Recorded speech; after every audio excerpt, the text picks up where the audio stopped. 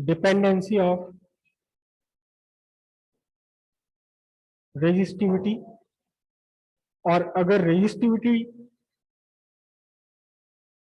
Change होती है तो साथ में क्या, कंडक्टिविटी और रेजिस्टेंस ऑन टेम्परेचर। टेम्परेचर के साथ साथ ये सब तीनों ही फैक्टर कैसे चेंज होते हैं। Resistance of a conductor rho L by A, यहां रो कितना है, रो की वैल्यू है कितनी, M upon N square tau, और कंडक्टिविटी इसका उल्टा है, N square tau by M. अगर ये रो चेंज हो रहा है, बेसिकली हम बात सिर्फ रेजिस्टिविटी की करेंगे। रेजिस्टिविटी चेंज हो रही है तो कंडक्टिविटी चेंज हो रही है, रेजिस्टिविटी चेंज हो रही है तो रेजिस्टेंस भी चेंज हो रहा है, क्योंकि रेजिस्टेंस रेजिस्टिविटी पर डिपेंड है। एग्जाम में खूब आने वाला क्वेश्चन है। रेजिस्टिविटी के इक्वेशन में हम देखते हैं, रेजिस्टिविटी के फॉर्मूले में रेजिस्टिविटी है m by n e square tau. यहां चार फैक्टर हैं जिन पर रेजिस्टिविटी डिपेंड है।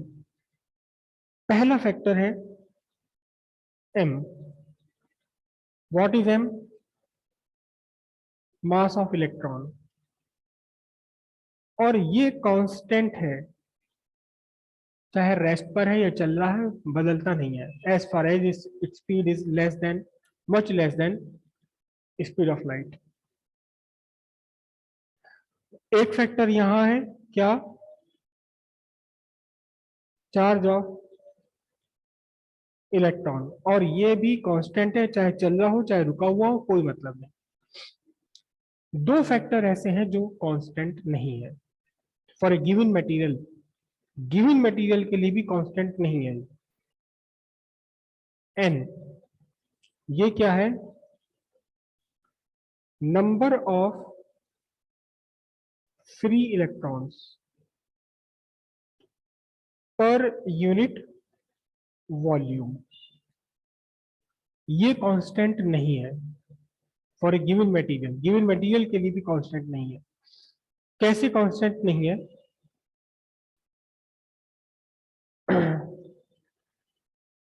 बेसिकली आपका कंडक्टर या मेटल बना हुआ है किससे,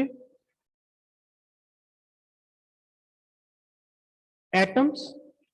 एटम्स के कुछ एटम्स ने अपने अंदर से क्या निकाल दिया, इलेक्ट्रॉन बाहर निकाल दिए, और जितने इलेक्ट्रॉन एटम्स के बाहर निकल गए उतने ही फ्री इलेक्ट्रॉन यहां क्रिस्टल में मौजूद हैं एज फ्री इलेक्ट्रॉन। जितने यहां पॉजिटिव आयन है उतने ही फ्री इलेक्ट्रॉन्स है। और इस एटम में से इलेक्ट्रॉन को बाहर निकलने के लिए, एटम में से इलेक्ट्रॉन को बाहर निकलने के लिए एनर्जी चाहिए, जिसे आप बोलते हैं क्या, आयनाइजेशन एनर्जी। एक न्यूट्रल एटम है, आइसोलेटेड एटम है, इसे आप देते हैं क्या, आयनाइजेशन एनर्जी, और अब क्या कन्वर्ट हो जाता है, पॉजिटिव आयन बन जाता है और एक इलेक्ट्रॉन अलग निकल जाता है। मतलब इलेक्ट्रॉन को बाहर निकालने के लिए एनर्जी चाहिए। और मेटल्स के लिए, क्योंकि मेटल्स की आयनाइजेशन एनर्जी बहुत कम है, आप सब अच्छी तरह जानते हैं, metals are large sized atom, metals are large sized atom, इनके लिए आयनाइजेशन एनर्जी बहुत कम है। नॉर्मल रूम टेम्परेचर पर भी थर्मल एजिटेशन यानी जो हीट है, उस हीट से ही इनको इतनी एनर्जी मिल जाती है कि अपने इलेक्ट्रॉन्स को ये आउटर मोस्ट शेल का इलेक्ट्रॉन निकलकर बाहर चला जाता, आयंस में कन्वर्ट हो गया। फिर भी ऐसा कभी नहीं होता कि अगर इस मेटल पीस के अंदर, ये मेरा एक मेटल पीस चाबी। इसके अंदर अगर 1 करोड़ एटम है तो 1 करोड़ के 1 करोड़ एटम ने अपने इलेक्ट्रॉन बाहर निकाल रखे हैं। ऐसा कभी भी पॉसिबल नहीं होता, सारे एटम्स को एनर्जी नहीं मिलती। साथ ही साथ रिकॉम्बिनेशन भी लगातार होता रहता है, एटम और आयन का कॉम्बिनेशन हो करके वापस न्यूट्रल एटम भी बनते रहते हैं। सब आप केमिस्ट्री में डायनेमिक इक्विलिब्रियम में पढ़ चुके हैं सारी चीजें। और आप अच्छी तरह जानते हैं कि इक्विलिब्रियम को इफेक्ट करता है टेम्परेचर। ये कंडीशंस थी किस time condition? At low temperature. Low temperature पर ये कंडीशन है, आपने इसको हीट दे दी, थोड़ी सी आपने इसे हीट दे दी बाहर से और ज्यादा, टेम्परेचर इसका बढ़ा दिया,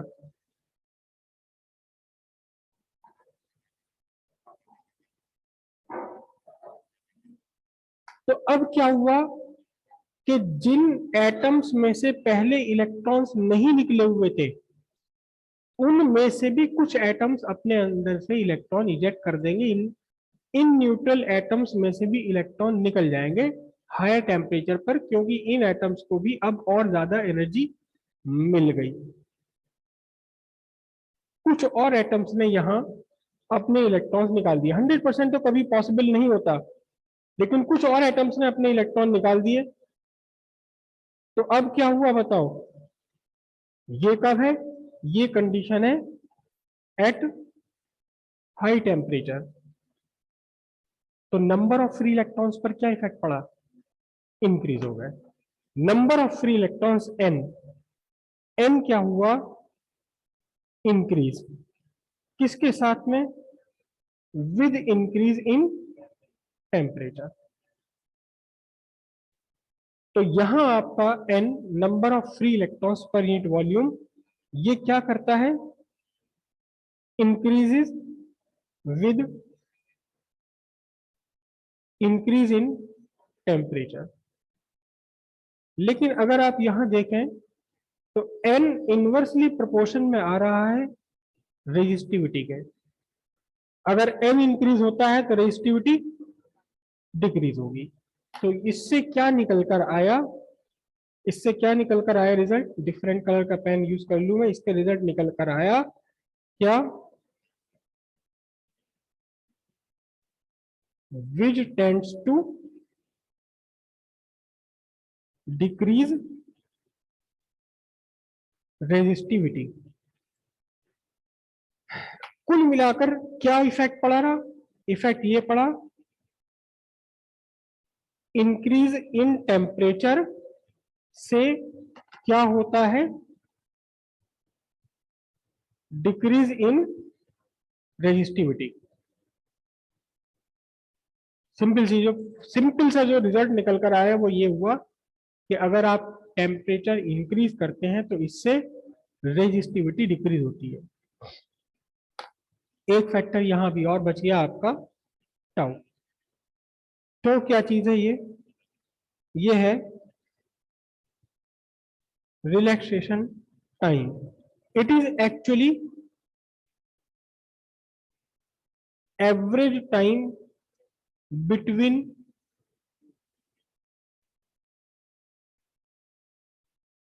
टू सक्सेसिव कोलिजन्स।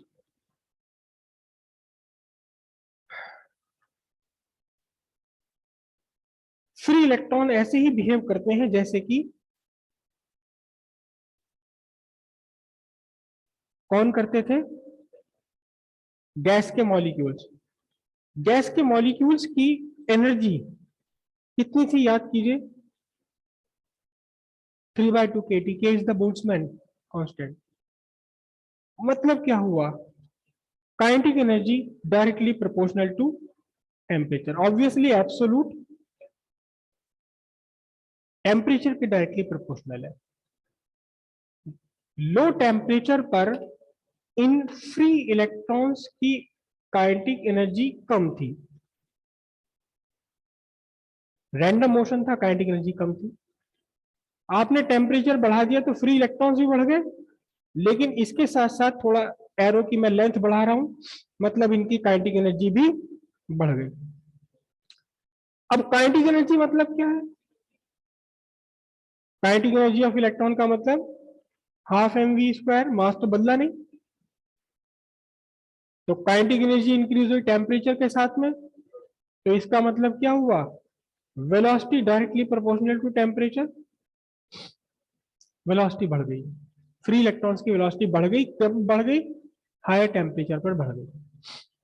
एक्चुअली ये जो हम डिस्कशन कर रहे हैं फिलहाल तो हम बोल रहे हैं इसे केवल फ्री इलेक्ट्रॉन, लेकिन ये एक्चुअली फ्री इलेक्ट्रॉन भी नहीं बोलना चाहिए, मुझे बोलना चाहिए चार्ज कैरियर्स, क्योंकि फ्री इलेक्ट्रॉन तो केवल मेटल में है ना, फ्री इलेक्ट्रॉन्स केवल मेटल में है, इलेक्ट्रोलाइट्स में तो नहीं है, गैसेस में तो नहीं है फ्री इलेक्ट्रॉन, वहां कुछ और भी है।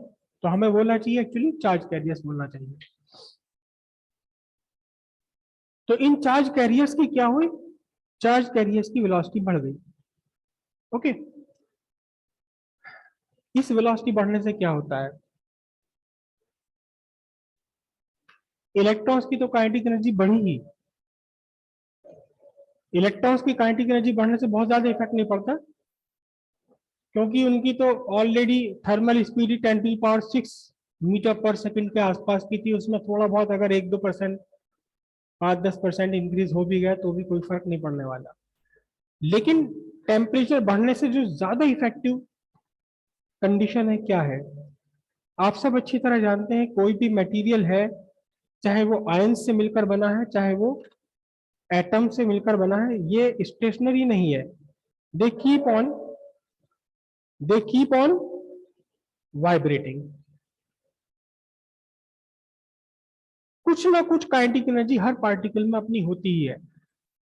एब्सोल्यूट जीरो टेम्परेचर से ऊपर कोई भी मटेरियल है तो उस मटेरियल के पार्टिकल में काइनेटिक एनर्जी है, चाहे वो सॉलिड स्टेट में, चाहे लिक्विड स्टेट में, चाहे गैसियस स्टेट में।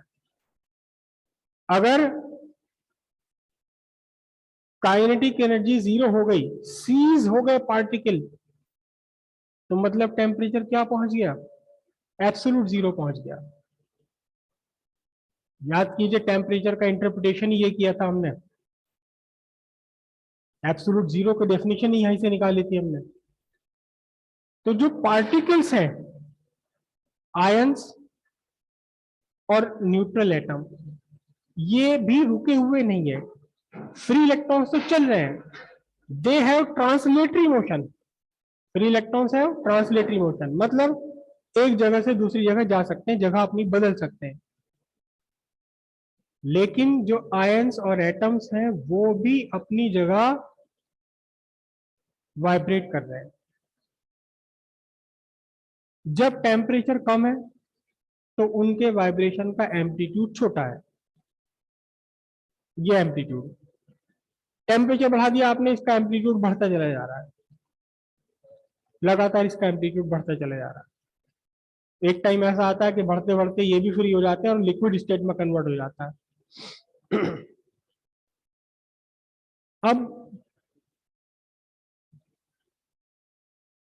आप खुद अपने आप को समझो एक इलेक्ट्रॉन हो, फ्री इलेक्ट्रॉन।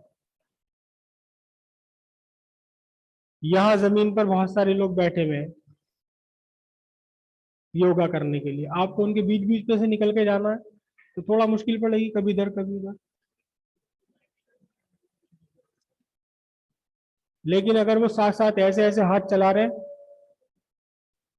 तो अब उनके बीच में से निकल के जाने में टकराने के चांस ज्यादा बढ़ जाएंगे।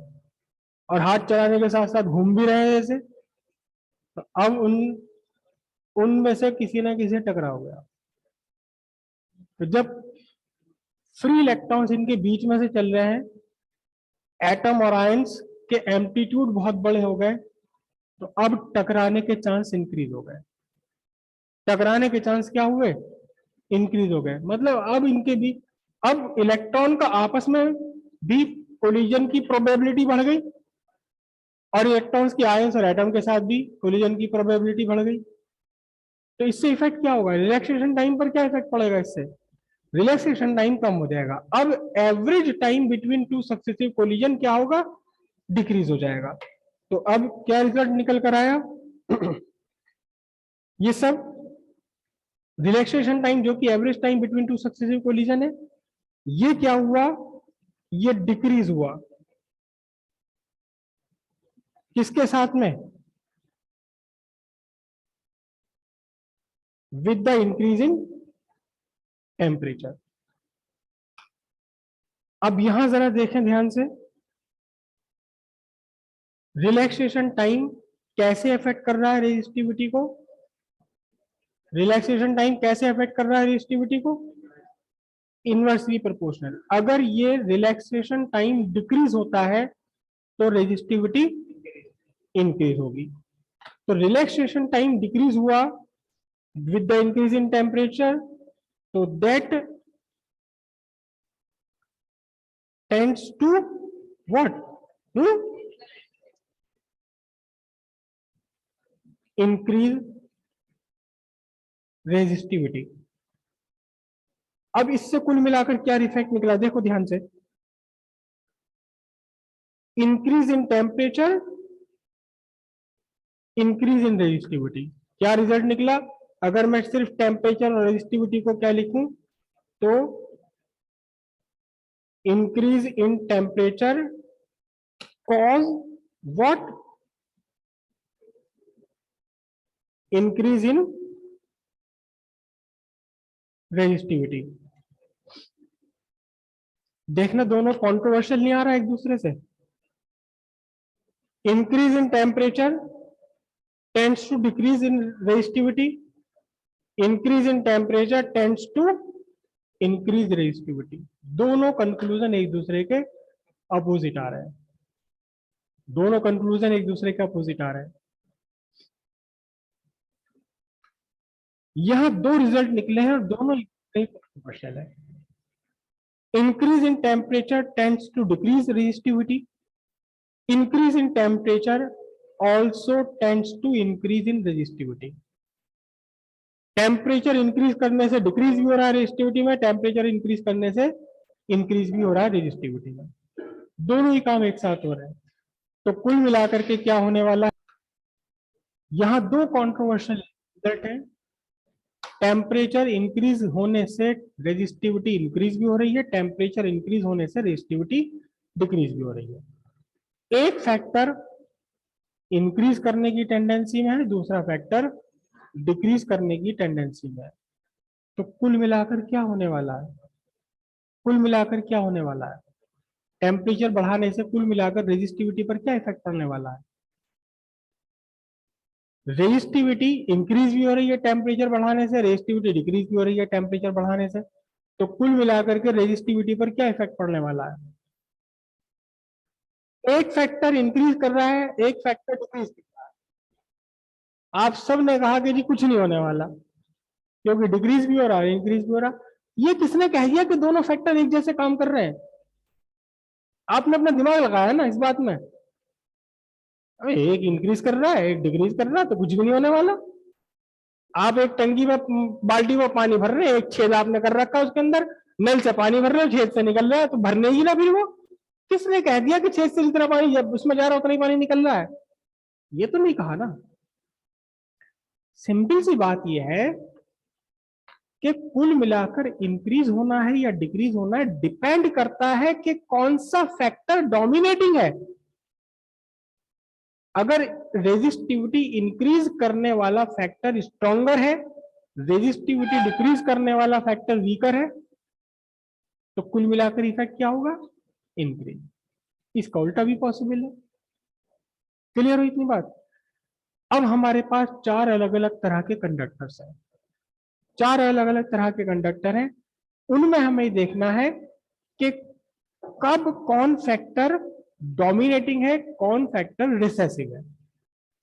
सबसे पहली बात मेटल्स की। मेटल्स मेटल्स में नॉर्मल टेम्परेचर पर भी आयनाइजेशन बहुत बड़ा होता है।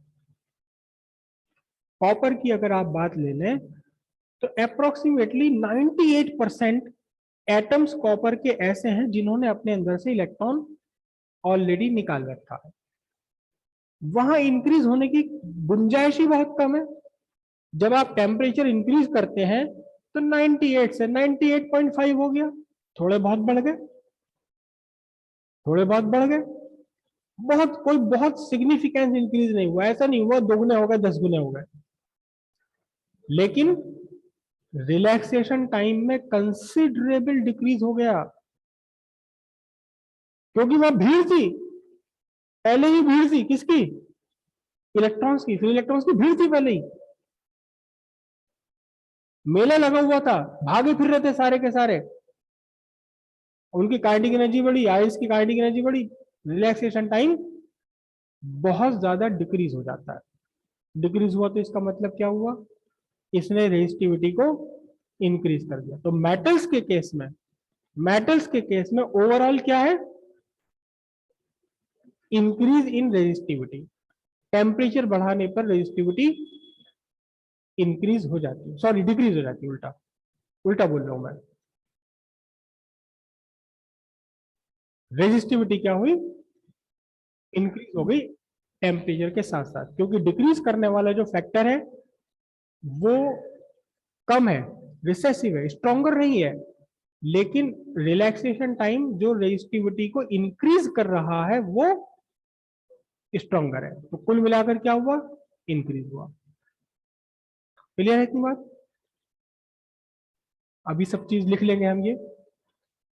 सेकंड कौन से कंडक्टर थे हमारे? इलेक्ट्रोलाइट्स। और इलेक्ट्रोलाइट्स में आपने केमिस्ट्री में जरूर पढ़ा होगा, 10 डिग्री टेम्परेचर बढ़ाते दुगना हो जाता है आयनाइजेशन। डाइल्यूट सॉल्यूशन है अगर तो, स्ट्रॉन्ग इलेक्ट्रोलाइट है और डाइल्यूट सॉल्यूशन है, नहीं सॉरी स्ट्रॉन्ग का तो पहले ही रहता है, वीक इलेक्ट्रोलाइट है, डाइल्यूट सॉल्यूशन है, 10 डिग्री बढ़ाओ दुगना हो जाएगा आयनाइजेशन। मतलब क्या हुआ कि जब इलेक्ट्रोलाइट्स की अगर आप इंक्रीज करेंगे टेम्परेचर, तो number of charge carriers increases abruptly, बहुत ज्यादा इंक्रीज कर जाते हैं number of charge carriers. Electrolytes का जब आप टेम्परेचर इंक्रीज करते हैं तो आयनाइजेशन बढ़ जाता है, जबरदस्त तरीके के साथ बढ़ जाता है। नंबर ऑफ चार्ज कैरियर्स पर यूनिट वॉल्यूम बहुत ज्यादा इंक्रीज हो गए, जिसने क्या किया? रेजिस्टिविटी को डिक्रीज किया। अब बात रही रिलैक्सेशन टाइम की। रिलैक्सेशन टाइम में यहां बहुत ज्यादा इंक्रीज नहीं होता। हम हम मोस्टली बात करते हैं एक्वस सॉल्यूशन की, इलेक्ट्रोलाइट्स के एक्वस सॉल्यूशन की। एक्वस सॉल्यूशन में आपने 100 ग्राम पानी में 2 ग्राम नमक डाल दिया, तो क्लोराइड और सोडियम आयन फैल गए चारों तरफ, उनकी कंसंट्रेशन वैसे ही कम है, भीड़ भाड़ का नहीं है वहां, इतनी भीड़ नहीं है जितनी भीड़ मेटल में फ्री इलेक्ट्रॉन्स की हुआ करती। मेटल्स का स्ट्रक्चर ऐसे समझ लो जैसे कि एक कढ़ाई में चाशनी में डूबे हुए रसगुल्ले। रसगुल्ले तो आपके वो हैं आयंस और एटम, और चाशनी क्या है? Free electrons. बिल्कुल यही कहा जाता है कि फ्री इलेक्ट्रॉन्स के समंदर में डूबे हुए हैं, ओशन ऑफ फ्री इलेक्ट्रॉन्स है, उसमें डूबे हुए हैं कौन? Ions, kernels. तो वहां तो ऑलरेडी भीड़ भड़का बहुत ज्यादा है, वहां रिलैक्सेशन टाइम कंसिडरेबल डिक्रीज हो जाता है। लेकिन जब आप इलेक्ट्रोलाइट की बात करते हैं, एक्वस सॉल्यूशन, तो फिर नंबर ऑफ चार्ज कैरियर्स कम थे, टेम्परेचर बढ़ाया, नंबर ऑफ चार्ज कैरियर्स काफी ज्यादा बढ़ गए, रिलैक्सेशन टाइम में कोई ज्यादा डिफरेंस नहीं हुआ। क्यों? क्योंकि यहां भीड़ भाड़ नहीं है, यहां भीड़ भाड़ नहीं है, आयंस को मूव करने के लिए कंसिडरेबल स्पेस अवेलेबल है। तो कुल मिलाकर कौन फैक्टर डोमिनेट कर रहा है यहां? Number of charge carriers increase होने का मतलब रेजिस्टिविटी का डिक्रीज होना, और रिलैक्सेशन टाइम में कोई खास फर्क पड़ा नहीं। तो इंक्रीज करने वाला फैक्टर हल्का पड़ रहा है, डिक्रीज करने वाला फैक्टर स्ट्रॉन्गर है। तो ओवरऑल इफेक्ट क्या पड़ा? Decrease in resistivity. तीसरे कंडक्टर कौन है? गैसेस।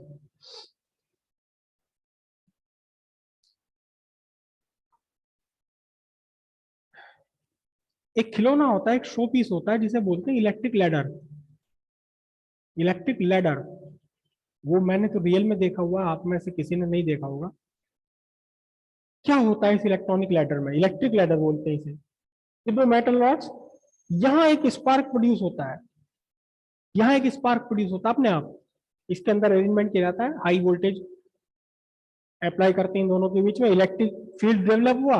इलेक्ट्रिक फील्ड इतना स्ट्रॉन्गर कि उसने इलेक्ट्रिक ब्रेकडाउन कर दिया किसका, एयर का।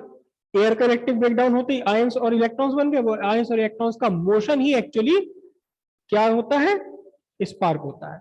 लेकिन इस खिलौने में, इस शो पीस के साथ एक बड़ी अच्छी सी बात यह है कि ये स्पार्क लगातार ऊपर को बढ़ता चला जाता है। यहाँ यहाँ बढ़ता चला जाएगा, यहाँ बढ़ता चला जाएगा, और फिर यहाँ के डिसअपियर, यहाँ ऊपर पहुंच के खत्म, खत्म होगा होती, फिर नया स्पार्क नीचे से शुरू होगा, फिर ये ऊपर बढ़ता चला जाएगा। ऊपर कोई क्यों बढ़ता है, और ध्यान से देखना इनके बीच में गैप बढ़ता जा रहा है, जबकि वोल्टेज तो सेम लगे हुए हैं। भाई यहाँ इसके बीच में इलेक्ट्रिक फील्ड की वैल्यू क्या होती है, इलेक्ट्रिक फील्ड है V बाय डी। यहाँ तो D कम है तो इलेक्ट्रिक फील्ड स्ट्रॉन्गर है, लेकिन यहाँ तो D कम ज्यादा हो गया तो इलेक्ट्रिक फील्ड उसी वोल्टेज का पोटेंशियल डिफरेंस का इलेक्ट्रिक फील्ड कम हो गया, लेकिन कम इलेक्ट्रिक फील्ड ने भी इलेक्ट्रिक ब्रेकडाउन कर दिया। यहाँ तो ठीक है, आपने इतना इलेक्ट्रिक फील्ड डेवलप कर दिया कि एयर का इलेक्ट्रिक ब्रेकडाउन हो जाए, लेकिन जब ये डी इंक्रीज कर दिया तो अब तो इफेक्टिवली ई की वैल्यू कम हो गई, तो फिर यहां वाले एयर का इलेक्ट्रिक ब्रेकडाउन क्यों हो रहा है।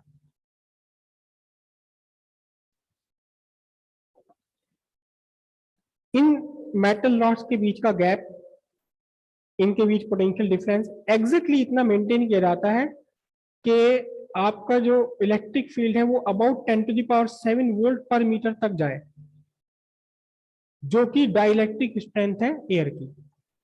मुझे शायद याद ना हो ठीक से, लेकिन शायद यही होती है। तो डाइलेक्ट्रिक ब्रेकडाउन हुआ, स्पार्क क्रिएट हुआ। स्पार्क मतलब हीट, हीट क्रिएट हुई, और हीट की टेंडेंसी ऊपर की तरफ चलना। अब जो इस स्पार्क से हीट क्रिएट हुई, उसने इसके ऊपर की एयर को हीट अप कर दिया। मतलब क्या हुआ, अब इन एटम्स या मॉलिक्यूल्स जो एयर के हैं, इन्हें हीट मिल गई, अब इनमें से इलेक्ट्रॉन्स का निकालना आसान हो गया। मतलब थोड़ा सा इलेक्ट्रिक फील्ड अगर कमजोर भी पड़ा तो भी अब हीट ने उस कमी पूरी कर दी, इसने भी आयनाइजेशन कर दिया। यहां स्पार्क प्रोड्यूस हुआ, इसने अपने ऊपर की एयर को हीट अप किया और उसका डाइलेक्ट्रिक कांस्टेंट डिक्रीज कर दिया। डाइलेक्ट जो ब्रेकडाउन था, ब्रेकडाउन वोल्टेज से, याद रखिएगा, जो डाइलेक्ट्रिक ब्रेकडाउन है टेम्परेचर डिपेंडेंट है। जितना ज्यादा आप टेम्परेचर बढ़ा देंगे उतना ही जल्दी ये कम कम इलेक्ट्रिक फील्ड पर, स्ट्रॉन्ग वीकर इलेक्ट्रिक फील्ड पर ब्रेकडाउन हो जाएगा। तो इलेक्ट्रिक लैडर में यहाँ स्पार्क प्रोड्यूस हो रहा है, स्पार्क प्रोड्यूस हो रहा है, ये अपने ऊपर की एयर को गरम गरम और गरम और गरम करता जा रहा है। तो फिर ऊपर वाली एयर का इलेक्ट्रिक ब्रेकडाउन होना आसान हो गया। तो स्पार्क नीचे से ऊपर चला गया जहां उसे आसानी मिल रही है इलेक्ट्रिक ब्रेकडाउन की, और होते होते ये ऊपर आता। ऊपर इनके बीच का गैप इतना ज्यादा कर दिया जाता है कि यहां आकर के फिर वो हीट भी काम नहीं करती और ये स्पार्क डिसअपियर हो गया। यहां स्पार्क डिसअपियर होते ही फिर इलेक्ट्रिक फील्ड यहां पर काम करने लगा और फिर से ये नया स्पार्क बनने लगा। तो गैसेस की, जैसे ही आप टेम्परेचर इंक्रीज करते हैं गैसेस का आयनाइजेशन होना आसान हो जाता है। Number of charge carriers, free electrons और आयंस का बनना आसान हो जाता है, आयनाइजेशन आसान हो गया। मतलब नंबर ऑफ चार्ज कैरियर्स बढ़ गए, और थोड़े बहुत में बहुत बढ़ जाते हैं, बहुत ज्यादा बढ़ जाते हैं। ये आप देख लेना इसकी वीडियो निकाल के, अगर इंटरेस्ट हो आपको कुछ जानने में, सीखने में। मैंने रियल में देखा हुआ है कि नीचे इन जो दोनों रॉड्स लगी हुई थी, नीचे के बीच का जो गैप था वो ज्यादा से ज्यादा 1 सेंटीमीटर रहा होगा, लेकिन ऊपर का तो गैप कम से कम 3-4 इंची पहुंच गया था। मतलब 10-10, 20-20 गुना ज्यादा आयनाइजेशन हो रहा है जैसे जैसे टेम्परेचर बढ़ रहा है। तो टेम्परेचर जब आपने गैस का इंक्रीज किया, आयनाइजेशन इजी हो गया, number of charge carriers increase हो गए, बहुत ज्यादा इंक्रीज हो गए। और number of charge carriers increase होते ही क्या हुआ, रेजिस्टिविटी डिक्रीज। रही बात रिलैक्सेशन टाइम की, गैस है भाई, वो तो गैस है, वहां तो पहले ही खुल्लम खुल्ला पूरी स्पेस पड़ा हुआ है। गैस के मॉलिक्यूल्स के बीच में तो मॉलिक्यूल के साइज से लाखों करोड़ों गुना स्पेस बीच में है। तो यहाँ रिलैक्सेशन टाइम पर ऑलमोस्ट ऑलमोस्ट नो इफेक्ट, लगभग कोई इफेक्ट पड़ता ही नहीं। अब क्या हुआ गैसेस के लिए, क्या हुआ कि डिक्रीज करने वाला फैक्टर बहुत स्ट्रांग है, इंक्रीज करने वाला फैक्टर लगभग है ही नहीं। तो कुल मिलाकर गैसेस के लिए रेजिस्टिविटी क्या होगी, डिक्रीज। रेजिस्टिविटी डिक्रीज होने का मतलब कंडक्टिविटी इंक्रीज होना और रेजिस्टेंस डिक्रीज होना। चौथा सेमीकंडक्टर। सेमीकंडक्टर है होल्स एंड फ्री इलेक्ट्रॉन्स उसमें है। नॉर्मल टेम्परेचर पर होल्स और फ्री इलेक्ट्रॉन्स बहुत कम होते हैं, नेग्लिजिबली स्मॉल होते हैं, इतने कम होते हैं कि इनमें से बहुत नहीं के बराबर इलेक्ट्रिसिटी कंडक्ट हो पाती है, इसीलिए इसको सेमीकंडक्टर बोलते हैं। पूरा चैप्टर है इसका, वहां ये सारी बातें ज्यादा समझ आएंगी। जब आप टेम्परेचर बढ़ा देते हैं तो फ्री इलेक्ट्रॉन्स और होल्स हजारों लाखों गुना बढ़ जाते हैं, क्योंकि वहां है ही बहुत कम, नॉर्मल टेम्परेचर पर है ही बहुत कम, तो बढ़ने की गुंजाइश बहुत ज्यादा है। आप ध्यान दीजिए, मेटल में नॉर्मल टेम्परेचर पर भी चार्ज कैरियर बहुत सारे हैं, ऑलमोस्ट 95 to 98%। एटम्स ने अपने इलेक्ट्रॉन छोड़ रखे हैं, तो बढ़ने की गुंजाइश कितनी रहेगी, 1-2% की। लेकिन यहां क्या होता है, सेमीकंडक्टर में नॉर्मल टेम्परेचर पर 10⁻⁶ एटम में से एक एटम ऐसा होता है जो अपने इलेक्ट्रॉन को निकाल दे बाहर। कितना बड़ा गैप है, 10⁻⁶ एटम्स में से एक एटम होता है जो अपने अंदर से इलेक्ट्रॉन निकाल दे। इसकी तो परसेंटेज अगर निकालोगे तो 0% हो जाएगी बिल्कुल। तो यहां नंबर ऑफ चार्ज कैरियर्स बढ़ने के लिए बहुत बड़ा स्कोप है, और सबने आपने बहुत अच्छी तरह से ये एक्सपीरियंस किया हुआ है। मोबाइल फट गया, वो मोबाइल फटना यही है, मोबाइल भी फट जाता है, मोबाइल फट जाता है। चलो मोबाइल फटेगा नहीं, तो मेरे अपने साथ हुआ है, मोबाइल डेड, खत्म। शुरू में जब ये रिलायंस आया था 1998 के आसपास की बात है, तो वो अनलिमिटेड कॉलिंग हुआ करती थी उस पर, रिलायंस जब आया था तो अनलिमिटेड कॉलिंग थी। मैंने कॉल किया, आधा पौन घंटे बात करी, कॉल काटी, दूसरा बात करी, कॉल काटी, तीसरी कॉल नहीं लगी, मोबाइल डेड, बिल्कुल डेड। गर्मी का मौसम था यही, और मोबाइल एकदम धड़क रहा था, एकदम इतना गर्म हो गया था कि हाथ में भी महसूस हो रहा था, और मैं बार बार उसे मोबाइल को बार बार अपने कान से दूर हटा रहा था, इतनी गर्मी उसमें से हीट निकल रही थी। मोबाइल मतलब सारा का सारा सेमीकंडक्टर। जब आप टेम्परेचर बढ़ाते हैं तो इसकी रेजिस्टिविटी बहुत बहुत बहुत बहुत ज्यादा डिक्रीज हो जाती है, और रेजिस्टिविटी डिक्रीज होने का मतलब करंट बढ़ जाएगी। तो देखिए ना, रेजिस्टेंस क्या है, रेजिस्टिविटी पे तो डिक्रीज। अगर आपने रेजिस्टिविटी डिक्रीज कर दी तो रेजिस्टेंस डिक्रीज हो गया, और सर्किट का रेजिस्टेंस डिक्रीज होने का मतलब क्या होगा, V equals to I R, I equals to V upon R. जब रेजिस्टेंस डिक्रीज हो गया, सेम पोटेंशियल है, बैटरी तो वही दे रही है अभी 3.7 वोल्ट, करंट बढ़ जाती है। करंट बढ़ गई और ज्यादा हीट डेवलप हुई, और ज्यादा हीट डेवलप हुई तो और ज्यादा रेजिस्टिविटी घट गई, और ये फिनोमिनल अल्टीमेटली क्या होता है, उसमें चेंजेस कर देता है, नॉन रिवर्सिबल चेंजेस, जिसे आप कहते हैं फूक गया, जिसे नॉर्मल वर्ड बोला जाता है फूक गया। आप मोबाइल ले गए, मोबाइल वाले ने कहा इसका तो मदरबोर्ड फूक गया जी, मदरबोर्ड बदला जाएगा। मुझे भी यही कहा था, मदरबोर्ड बदल गया, मदरबोर्ड फूक गया जी, इसका पूरा मदरबोर्ड बदला जाएगा। सेमीकंडक्टर में टेम्परेचर के साथ बहुत तेजी से रेजिस्टिविटी डिक्रीज होती है, सबसे तेजी के साथ डिक्रीज होती है रेजिस्टिविटी सेमीकंडक्टर्स में। क्लियर है बात ये? अब चारों के बारे में लिख लेते हैं।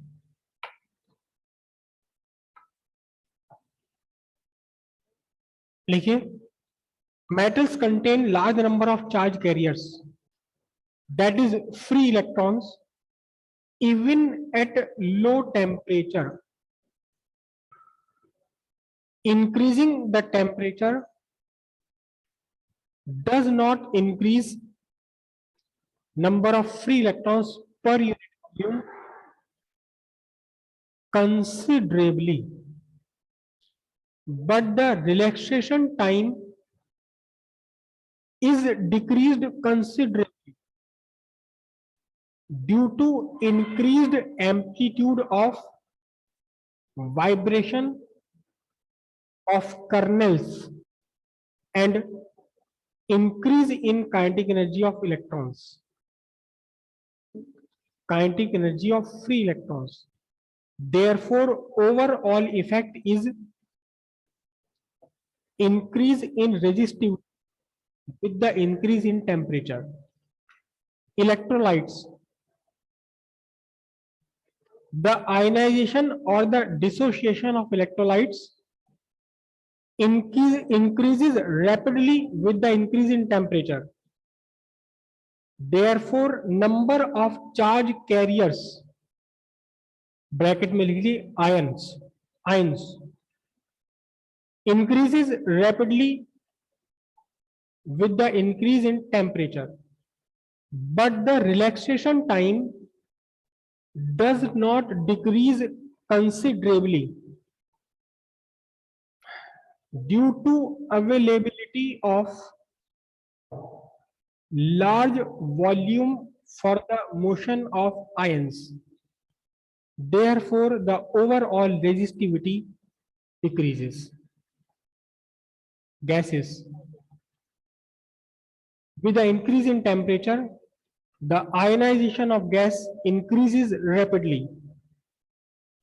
Therefore, number density of charge carriers bracket में लीजिए free electrons and cations increases sharply, but the relaxation time is not much affected due to large intermolecular space. The overall effect of decrease in resistivity. Next कौन सा बचा? Semiconductor. And डालिए semiconductors. At low temperature, semiconductor contains negligibly small charge carriers. Bracket में क्या लिखेंगे? Free electrons and holes. With the increase in temperature, more and more covalent bonds start breaking, giving rise to new free electrons and holes. Therefore, number density of charge carriers increases sharply. There is negligibly small decrease in relaxation time due to a small number density of charge carriers, and hence overall decrease in resistivity with the increase in temperature.